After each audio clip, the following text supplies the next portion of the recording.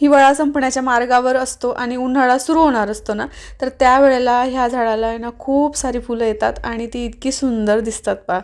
आणि म्हणून म्हटलं तुमच्यासोबत पण शेअर करूया.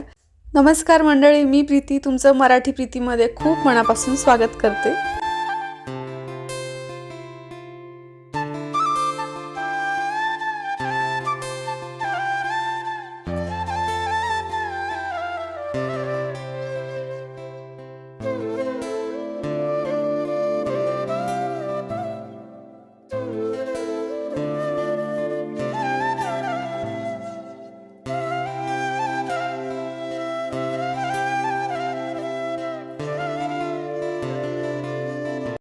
बरं, सर्वात आधी ना सगळ्यांना अगदी मनापासून विचारते मी की कशा आहेत तुम्ही सगळ्याजणी माझ्या मैत्रिणी. आणि आठवण काढली का माझी तुम्ही माझ्या व्हिडिओंची, मला कमेंटमध्ये सांगा नक्की. तर आज शुक्रवार होता आणि देवांना आंघोळ घालायची होती आणि म्हटलं चला आज आहे ना हेच रुटीन तुमच्यासोबत सुरुवात करते म्हटलं सुरुवातीपासूनचं. तर नेहमी आपण देवाला आंघोळ वगैरे घालतो त्यावेळेला असं सगळं देवाजवळचं क्लीन वगैरे करून घेत असतो. आणि एका ताईंची मला बऱ्याच वेळेला कमेंट आलेली आहे की श्रीकृष्ण महापूजाचं मुखपृष्ठ जे ते दाखवा म्हणून.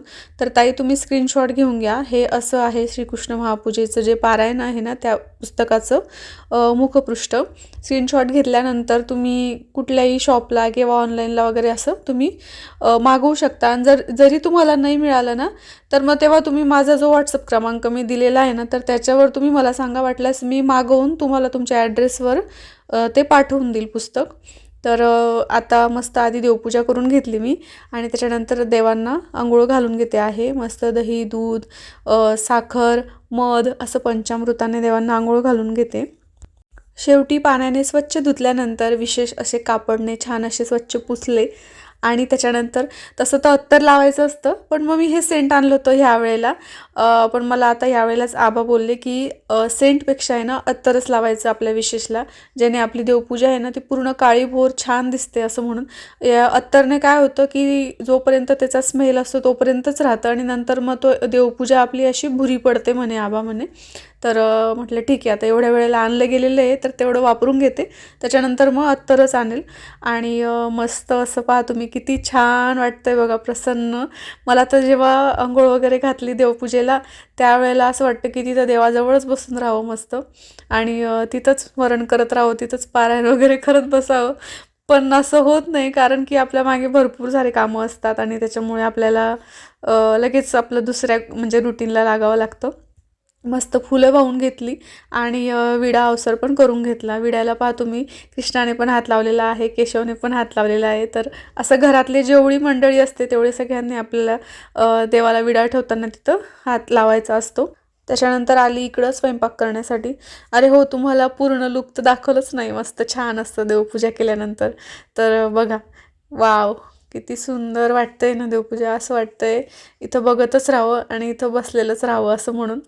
तर तुम्हाला पण कसं वाटलं मला नक्की कमेंटमध्ये सांगा. नाही तर प्रॅक्टिस करतो मी. कशाची? क्रिकेट. नाही रे, भाऊ आराम करावा लागेल तुला. का मग? लस घेतली ना त्याचा ताप येतो बेटा. ताप काही बी बोलले नाही का ते कॉम्प्युटरची गोळी घेऊन द्यावं असं. ताप कस काय येतो काही लसचा ताप येतो ना केशव. कोणती पण लस घेतली ना त्याच्यानंतर ताप येतो. आजचा स्वयंपाक तसं वरण भात पोळी भाजी असंच होतं, फक्त थोडंसं गोड काहीतरी मी देवासाठी करून घेणार होती. Hello, mommy. What are you doing? I'm just doing my work. Off kitchen. Yeah.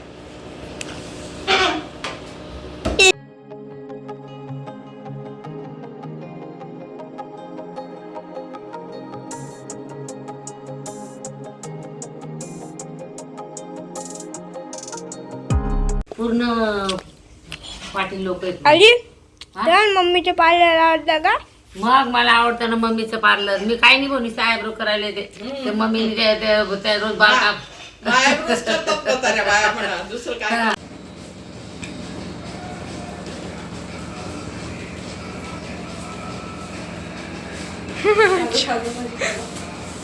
Cheering lending मध्ये ते नाही राहत का त्यांच्या हातात. तसं वाटतंय ते ग्रीन कलरचं.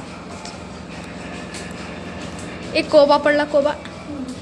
आज होते मस्त पैकी पावभाजी.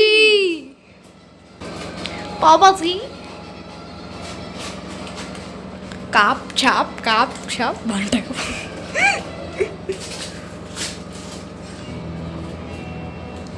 कशी कोणत्या स्पीडने बनवायला पाहिजे म्हणजे कशी बनवायला पाहिजे माहिती आहे का? झटपट फटाफट.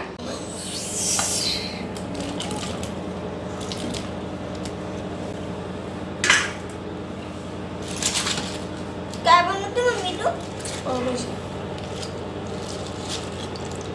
हॅलो मम्मी, तू किती क्यूट आहे. थँक्यू बेटा. लेम जोक. जोक होता. मग पण तू खऱ्यामध्ये खूप सुंदर दिसते. पाहिलं ना, हे असे न हसू येणारे जोक आहे ना, आमच्या घरात केशव नेहमीच असे म्हणजे जोक मारतच राहतो. काय करते हे तू? आणि मुली इथं खूपच पसारा झाला, डायरेक्ट क्लिनिंग करून घेते म्हटलं थोडंसं. हा ना.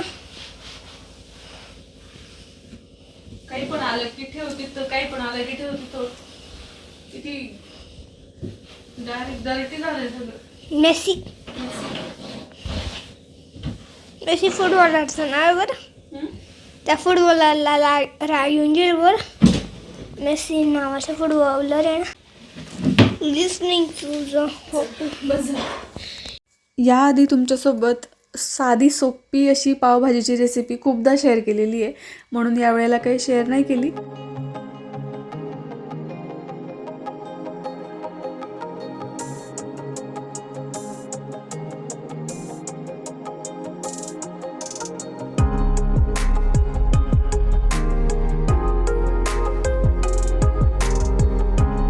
मस्त अशी यम्मी यम्मी पावभाजी खायला या तुम्ही सगळेजण.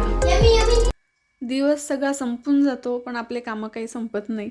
आणि दिवसाच्या शेवटी जे काय राहिलेलं असतं, आपल्याला असं वाटतं हे आवरून ठेवू, उद्या आपली घाई होईल किंवा काय असं म्हणून.